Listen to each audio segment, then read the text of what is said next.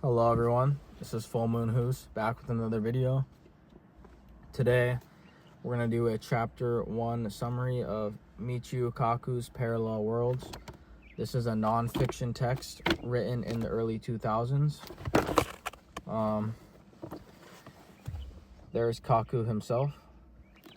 And for these summaries, I'm going to try to not use the book at all because I find it to be easier for the listener, which is usually myself, to rewatch these videos and build better connection rather than just reading off of the book.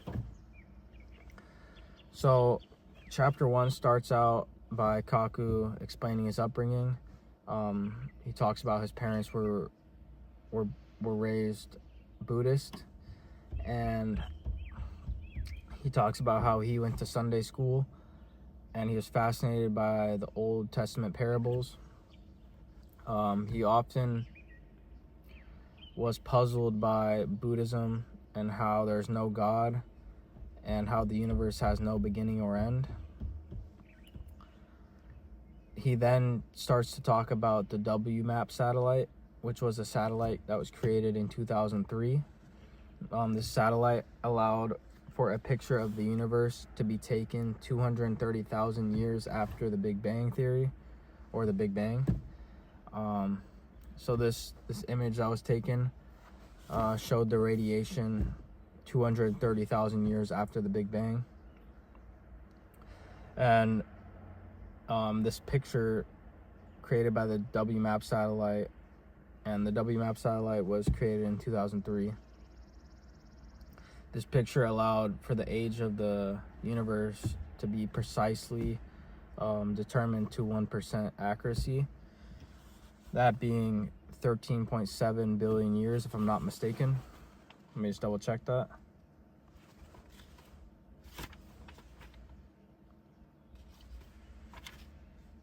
Yep, 13.7 billion years old. And this WMAP satellite was placed in the middle of the Earth and the Sun, if I'm not mistaken. I know it was placed in the dark point, so it could be away from the Earth, the Sun, the Moon, and it could get a picture of the universe taken every 6 months. So I'll go ahead and read that off since it's a kind of an interesting point. So NASA sent the WMAP satellite aboard a Delta II rocket into a solar orbit perched between Earth and the Sun. From this vantage point, the satellite always points away from the Sun, Earth, and the Moon, and hence has a totally unobstructed view of the universe. It completely scans the entire sky every 6 months. And as impressive as the WMAP satellite is, it will likely be dwarfed by the Planck satellite, which the Europeans are launching in 2007. We're almost in 2027, so I can't imagine where we're at nowadays. But here is a picture of the WMAP, the picture taken by the WMAP satellite, also known as the baby picture of the universe when it was only 380,000 years old. And remember that these are going to be the radiation that we're seeing.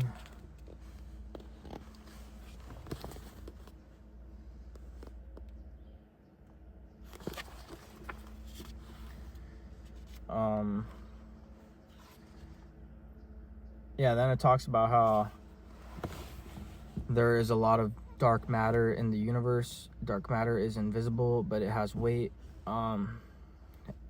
And Kaku then talks about how only 0.03% of the universe is made up of materials that are familiar to us in our Milky Way. So that is a crazy fact right there. We then dive into the inflationary period, or the inflationary universe theory, which talks about how if you have a balloon that you're blowing up and you draw a tiny circle, a microscopic circle on the balloon, and you blow it up, that circle being our galaxy, if I'm not mistaken.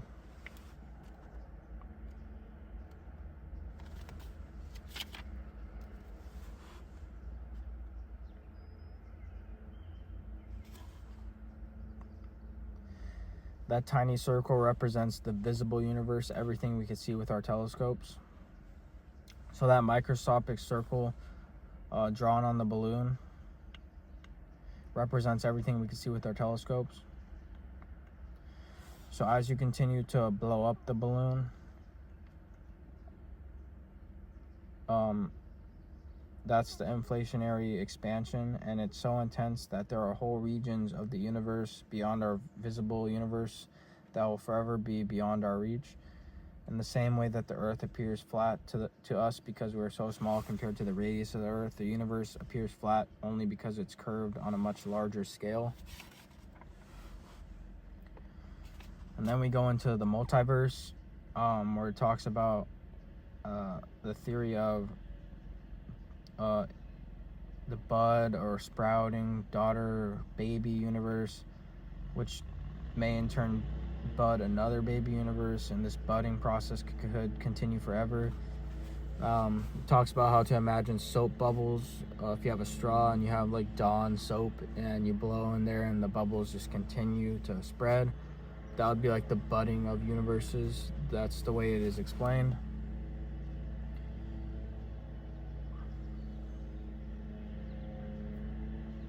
And in all these different universes, there would be different laws that are much different from ours.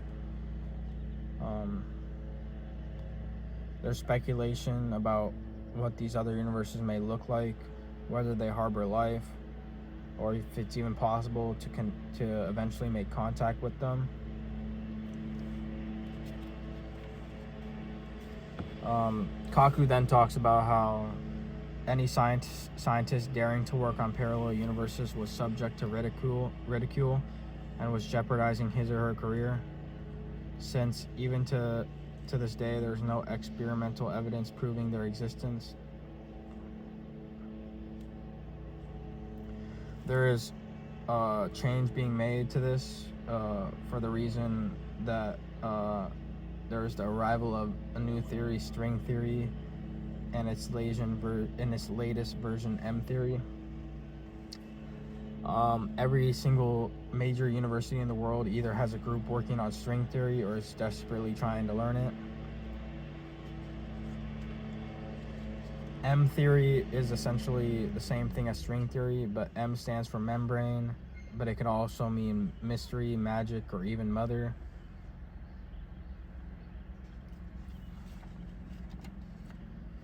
The W map not only gives the most accurate glimpse of the early universe, it also gives a more detailed picture of how our universe will die. Previously, astronomers thought that the expansion of the universe was gradually winding down. Now we realize the universe is actually accelerating, with the galaxies hurtling away from us at increasing speed. The universe will ultimately die in a big freeze. All intelligent life in the universe will eventually freeze in an agonizing death as the temperature of deep space plunges toward absolute zero, where the molecules themselves hardly move.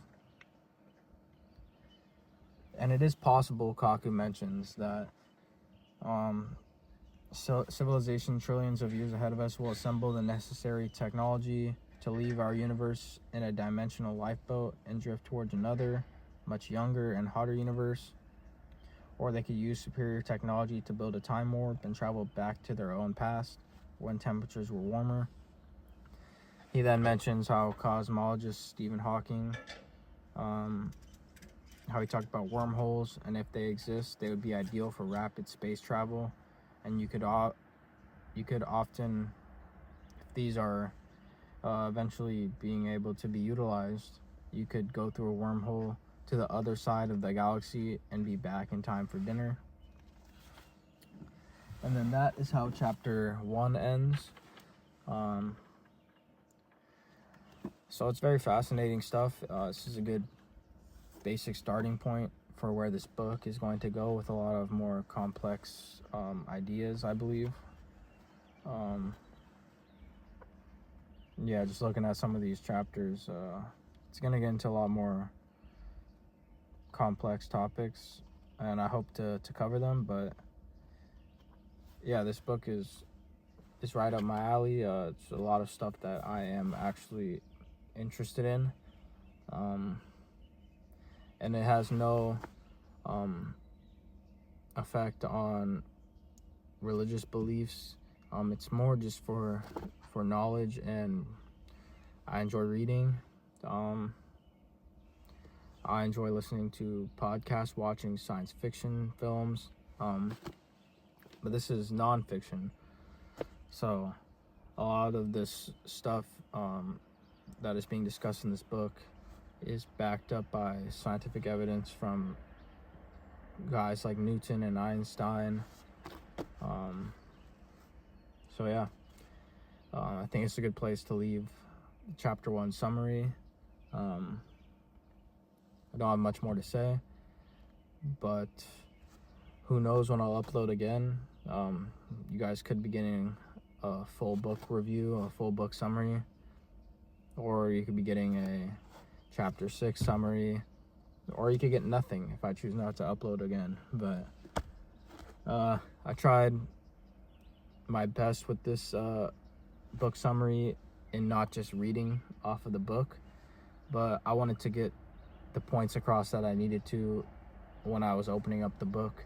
So I felt like that was necessary to allowing myself listening to this in the future, or the listener, to understand the point fully by reading it verbatim. So I feel like I did well, though. For the most part, I summarized it without reading straight from the book. So yeah, hopefully it was a better connection from myself to the listener, rather than just sounding like a robot reading straight from the book. So yeah, I hope everyone has a good day, a good rest of their week. Take it easy.